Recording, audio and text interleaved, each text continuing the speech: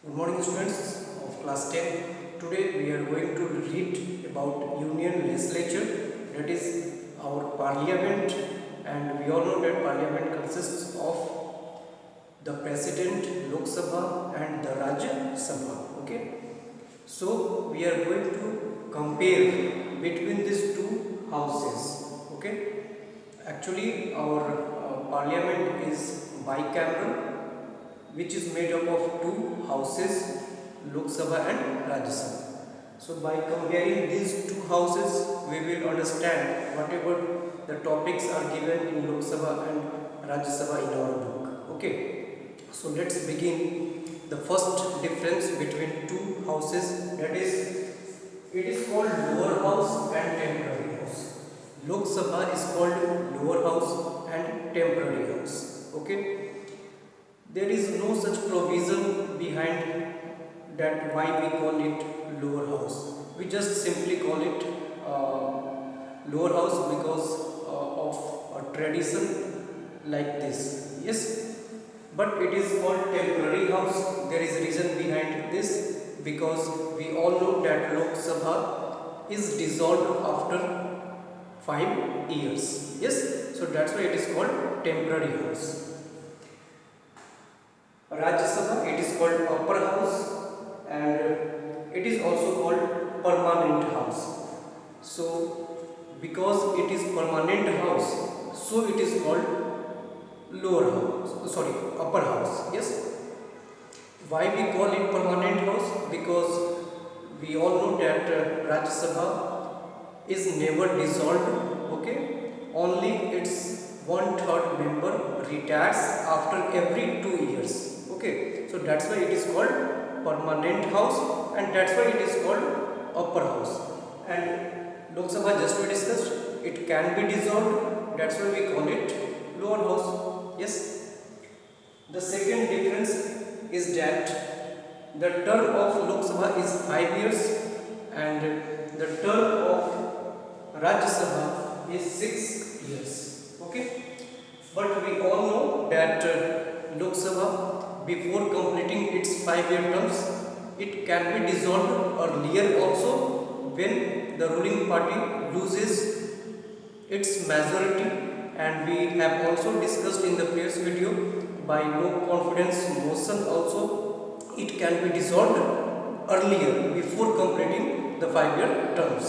But in case of emergency, the term of Lok Sabha can be extended for 1 year. It is very important. Yes, so thus we can say it can be dissolved earlier also, but its term can be extended also in case of emergency for 1 year. Yes, so this is the term. The Rajya Sabha term is 6 years, and it is a permanent house, and one third of its members just retires after every 2 years. So it is also very important. So we have seen the term of these two houses. Next, qualification for being the member of Lok Sabha. Yes, so the first difference for the qualification of being the member of Lok Sabha and Rajya Sabha is that the minimum age should be 25 years, and to be the member of Rajya Sabha the minimum age is 30 years. So this is the difference, but the rest qualification for the membership of the parliament just the same, like any member who wants to become the member of either of these houses, he should be the citizen of India. Yes, he should not hold any post of profit in government sectors. Yes, and he should not be unsound or bankrupted. Yes, so these are the common qualifications for both the houses. Yes, the only difference is the minimum age should be 25 for Lok Sabha and 30 for Rajya Sabha. Yes, so we have discussed what are the qualifications. Next, election. How Lok Sabha members are just elected. Yes, we all know that Lok Sabha is called House of the People. Why we call it House of the People? Because we people actually directly elect the members of Lok Sabha. Yes, by the process of universal adult suffrage. Yes, all the person who is of 18 year and above, yes, irrespective of their caste, religion, creed, race, etc., they can vote to elect the member of Lok Sabha. Yes, so we people directly elect our representatives. Yes, and on behalf of us, actually our representatives run the government. So that's why it is also called House of the People. Yes, so we have seen how the members are elected, but the process of election for the members of Rajya Sabha is different. The members of Rajya Sabha are elected indirectly. It means that the representatives of state assemblies and union territories also, they actually elect the members of Rajya Sabha. So that's why the method of election is called indirectly. Yes, because we have chosen the members of state assemblies.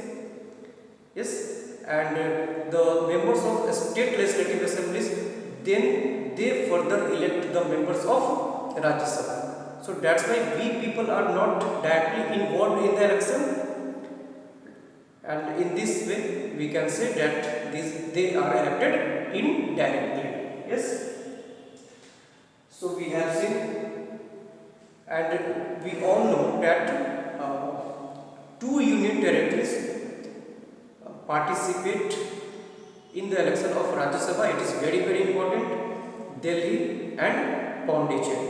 Yes, and the rest union territories do not take participation in the election of Rajya Sabha. So we can say all the states and two union territories involved in the process of choosing the members of Rajya Sabha. Yes, next difference is in Lok Sabha two members are nominated.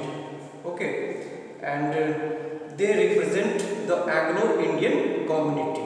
Yes, and President nominate two members from Anglo-Indian community to the Lok Sabha. But in Rajya Sabha, 12 members are nominated. It is also very important point. And these 12 members belong to the different fields like literature, science, art, social services. Those who have done excellent work in these fields, they are just chosen from these fields. Yes, so 12 members are nominated in the Rajya Sabha by the President. Okay, then we have maximum number. The maximum strength of Lok Sabha is 552, but at present it is 545. So we are taking that the strength that is the highest strength, 552, out of which 530 members are elected from states. Yes, 20 members are elected from union territories. Yes, and 2 members are nominated. So 530, 20 and 2, 552. Yes, and if we take it 545 at present, then 530 members will be elected from states. 13 members, 13 members will be elected from union territories. So 543 and 2 members will be nominated from Anglo-Indian. So this is the composition of Lok Sabha. In Rajya Sabha, the maximum strength can be 250. Yes, and at present in Rajya Sabha there are 245 members. Okay, so we are taking the maximum strength 250. Okay, and out of 250, 238 members are elected from state assemblies and 2 union territories. Yes, and 12 members, just we have discussed, 12 members are nominated. So 230 plus 12, 250. Okay, but at present there are 245 members in Rajya Sabha, out of which 233 are elected from states and union territories, and 12 members are nominated. Okay, so at present 233 members are elected from states and union territories, and Delhi and Pondicherry participate as union territories in the election. Yes, and the process to elect members of Rajya Sabha is by means of single transferable vote. Okay, by proportional method and by means of single transferable vote. It is also very important. But the detail, what is the definition, what is the meaning of it, this we don't have to read in our syllabus. Okay, in higher classes you will read this. Then a speaker is the head of the Lok Sabha. Yes, he is the presiding officer of the Lok Sabha. A speaker, yes, and he is elected among the members of the Lok Sabha. Yes, and he actually usually belongs to the ruling party. Okay, and the presiding officer of Rajya Sabha is called chairman. Yes, and actually vice president is the chairman of the Rajya Sabha. Okay, and vice president is also called ex officio chairman of Rajya Sabha. Ex officio, why we call it? Because at the same time he is holding 2 posts.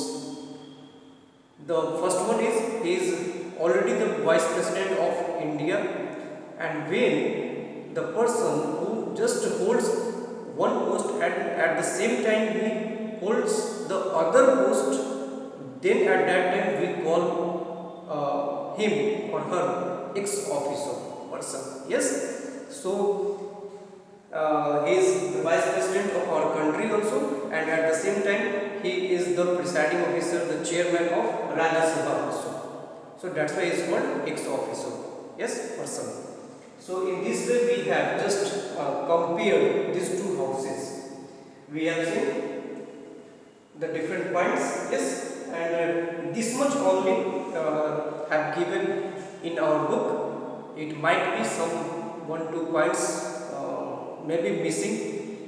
Yes, so in the next video, whatever things that I have not explained today, we will discuss in the next video, and after that we will discuss about the speaker, how he is elected, and what are the powers of the speaker, that is the presiding officer, head of the Lok Sabha. Yes.